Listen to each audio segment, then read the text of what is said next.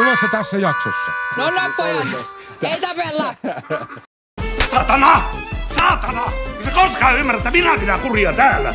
Minulla on suora keskusteluyhteys Jumalan kanssa. Poika luuli saavansa luvan jäädä opiskelemaan.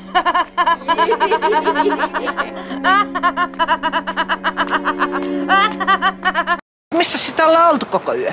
No mulla meni sen verran myöhään tuossa kaupan siivoamisessa, että en viittynyt enää häiritä sua. Nukuin takahuoneessa.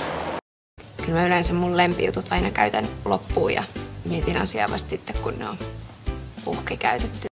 No mä olisin voinut päästä hengestä, niin ties mitä kurkun leikkaa. Ei oo yhtään hauska. Ja mutsa laittaa raatamaan keittiössä. Höpö nassu! Et ole kutsunut minua nassuksi sitten kuheruskuukauden. Älä tule! Häivy siitä! Ja se oli pikatikki, mitä teit pyörälleni!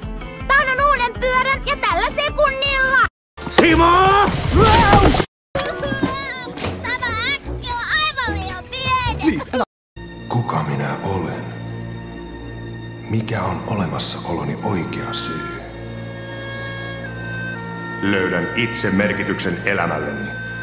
Ikävä kyllä, minä en voi jäädä leikkimään näillä hienoilla leluilla. Maailmassa on vielä vaikka kuinka paljon vastustajia, jotka minun on kohdattava. Mutta isä olet oikeassa. Minä olen friikki. Yritän sopeutua ihan totta. Mutta se ei ole täydellinen paikka, eivätkä kaikki tule siellä toimeen keskenään sen paremmin kuin meinäkään. Varsinkaan luontaiset viholliset.